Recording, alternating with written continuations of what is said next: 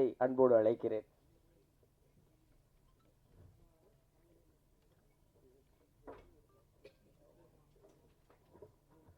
அனைத்து தமிழ் நெஞ்சங்களுக்கும் வணக்கம்.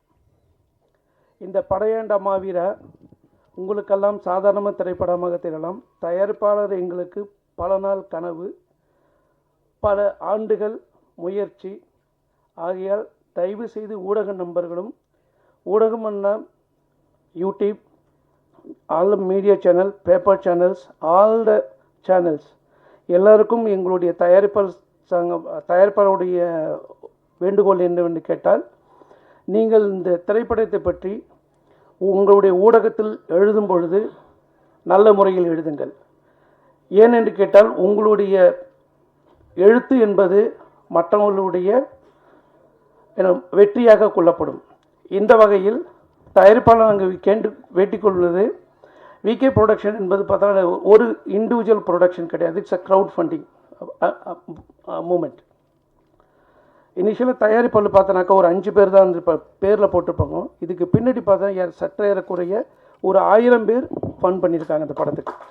இது ஒரு முயற்சி. எதுக்கு நான் அதை சொல்கிறேன் பண்ணாக்கா, இயக்குனர் கௌதமனினுடைய நண்பர் ஒரு 3 ஆண்டுகளுக்கு முன்பு என்னிடம் வந்து கேட்கும்போது சொன்னால், இதை வந்து இண்டிவிஜுவலாக எடுக்க முடியாது, மிகப்பெரிய படம், இதை வந்து க்ரௌட் ஃபண்டிங்கில் எடுக்கலும் பார்த்தோம். அது சார்பில் பார்த்தோன்னாக்கா ஒரு 3 வருஷத்துக்கு முன்னாடி நெய்வேலியில் ஒரு மீட்டிங் நடந்தது. அங்கே போடப்பட்ட விதை பல தடைகளை தாண்டி, இடையூறுகளை தாண்டி இந்த படம் இந்த அளவுக்கு வந்து ஒரு கமர்ஷியல் படமாக வந்திருக்கு. கமர்ஷியல் படம்னு கேட்டாக்கா வெறும் என்ன சொல்கிறது, தமிழ் படத்தில் வர மாதிரி ஃபைட்டு சாங்கு அப்படி கிடையாது. இது ஒரு மண் கதை சார்ந்தது, ஒரு மாவீரனின் கதை சார்ந்தது. ஒரு தமிழ் மாவீரன் எப்படி இந்த சமூகத்துக்காக வாழ்ந்து மறைந்தார் என்பதை பின்புலமாக வைத்த கதை இது.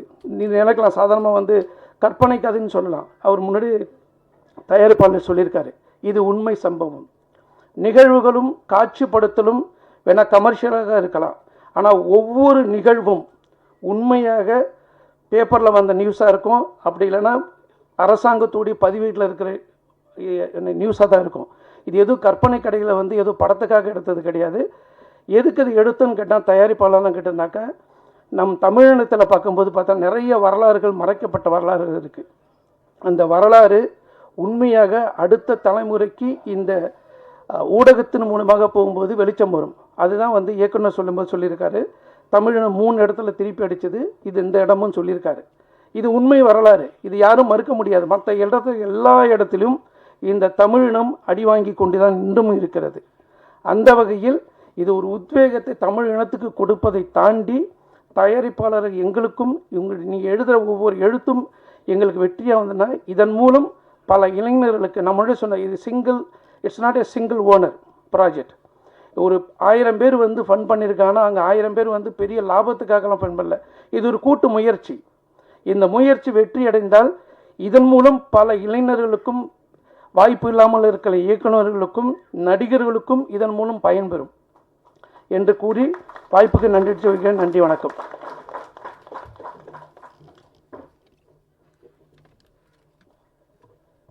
எந்த கதாபாத்திரத்தையும் ஏற்று இயல்பாகவே நடித்து யதார்த்தத்தோடு பொருந்தச் செய்கிற எளிமையும் திறமையும் வீரியமும் வெகுளித்தனமும் வெளிப்படைத்தன்மையும் கொண்ட, நான் நேசிக்கிற என்றும் ரசிக்கிற சிறந்த கலைஞர் இளவரசு அவர்களை அன்போடு அழைக்கிறேன்.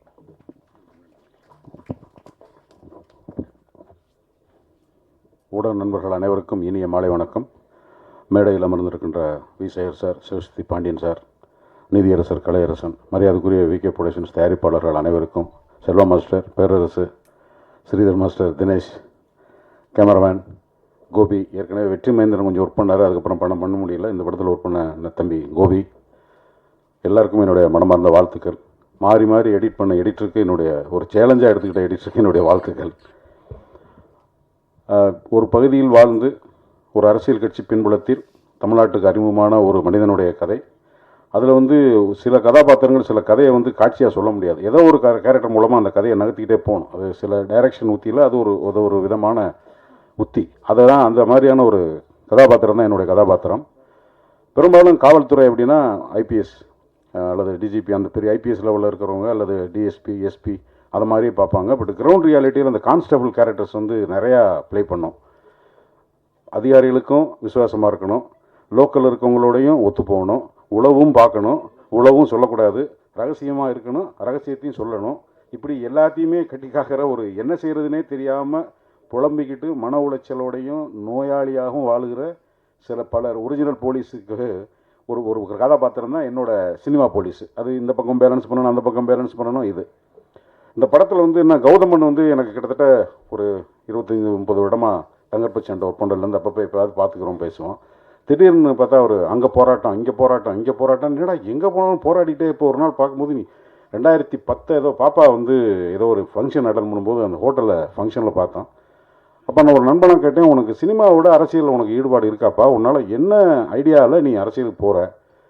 அப்போ சீமான் வரப்போகிறாரு, அது வேறு விஷயம், அதோட கம்பேர் பண்ண வேணாம். நான் கௌதமன்ட்ட கேட்டேன், இது சரியா? நம்ம சினிமாக்காரன்னா இதுக்குள்ள எல்லா உணர்வோடையும் பேசுகிறதும் ஒரு திரைப்படத்தோட சம்மந்தப்படுறதும் அதன் மூலமாக மக்கள்கிட்ட அறிமுகமாகிறதுங்கிறது வேற. ஆனால் அரசியல் கட்சியாக போகும்போது, அரசியல் கட்சி தலைவராக போகும்போது, அதுவும் வேற ஒரு அமைப்பில் தலைவருக்கு கீழே வேலை செய்கிறது வேற. நீயே தலைவனாகி உன்னை இயக்கி உனக்கு பின்னாடி ஒரு இளைஞர் கூட்டம் வருது அல்லது பல பொதுமக்கள் வர்றாங்கன்னு இயக்கிறது ஒன்று. இது எப்படி உன்னால் கட்டமைக்க முடியுது அப்படின்னா, இல்லை ஒரு முயற்சி பண்ணுறேன் அப்படின்னு. இன்னமும் வந்து ஏதாவது ஒரு சீன் சொல்லும்போது பார்த்தீங்கன்னா, அவர் பொல்லுட் ஆகலை அப்படிங்கிறத நான் நம்புறதை எப்படி நம்புறேன்னா, ஏதாவது ஒரு சீன் நல்லா சொன்னார்ன்னு அவர் கையெல்லாம் அப்படி புல்லரிக்கும். அந்த எமோஷன்லேருந்து இன்னமும் அவர் முடுபடலை. பெரும்பாலும் ஒரு அரசியல் அதிகாரம் சார்ந்து உள்ளே போகும்போது ஆட்டோமேட்டிக்காக நம்மளுடைய அந்த உணர்வு தன்மையெல்லாம் குறைஞ்சி ரொம்ப பேலன்ஸ் ஆகி எது நடந்தாலும் வேடிக்கை பார்க்குற மனநிலைக்கு வந்து இதை எப்படி கையாளுறதுன்ற ஒரு சூழ்ச்சி அல்லது அதுதான் சரி அப்படிங்கிற ஒரு கட்டம் தான் அரசியல் அப்படின்னு தான் நான் புரிஞ்சு வச்சுருக்கேன். அதுக்குள்ளே ஒரு எப்படி பொருந்துறாருங்கிறது ஒரு கேள்வியாக இருக்கும்போது இந்த படத்தில் திரும்பவும் பொங்கி பொங்கி பொங்கி பொங்கி அப்பா பொங்காத, இதை இப்படி பண்ணலாம் அப்படி பண்ணலான்னு பேசி பெரும் போராட்டத்துக்கு அப்புறம் இப்போ ப்ரொடியூசர் பேசும்போது தான் தெரியும், சார் ரொம்ப மெச்சூர்டாக பேசுனீங்க சார், ரொம்ப நல்ல அருமையான ஸ்பீச், ரொம்ப மோட்டிவேட்டடாக இருந்தது.